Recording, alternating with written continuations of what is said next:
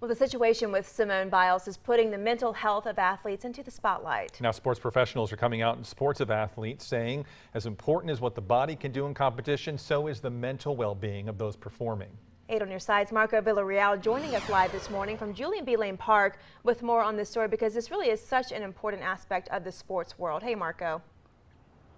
Hey, good morning, guys. You know, the world was shocked when they first heard the news about Simone Biles yesterday, but this is not something new in the sports world. We saw something similar when Naomi Osaka pulled out of the French Open earlier this year, and now there are sports trainers that saying these kind of decisions don't come easy for the athletes.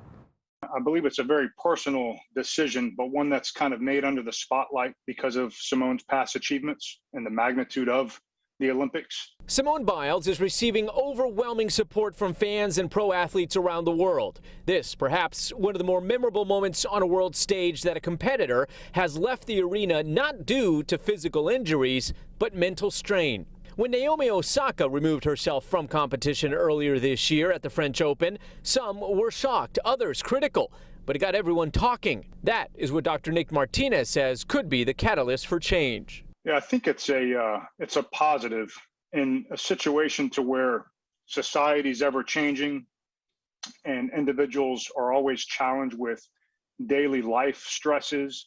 In addition to obviously athletes, they have to perform at a high level. We don't really know what's going on in the individual's head at all times, and so it's super important to consider those factors. Dr. Martinez works with athletes and teaches a course called Mental Performance and Stress Management at USF. He believes this could be the beginning of athletes taking charge of their mental well-being. The duties and ways that sports psychologists treat competitors is changing. I think considering definitely at the collegiate level and at the professional level, you do see a lot of these designations for sports psychologists that they have the mental health counseling designation. So I do believe that it is becoming more prominent and it's being addressed in a lot of different areas in sport. And it will be interesting to see moving forward how this affects the future of sports. It may be that as much focus as teams and organizations have for their competitors or players to make sure they're performing well on the field, it may just be that important for them to be performing up here as well. Chris? Yeah, and Marco, there does seem to be something of a sudden focus on mental health and athletes, but why is this coming up now more so than in the past?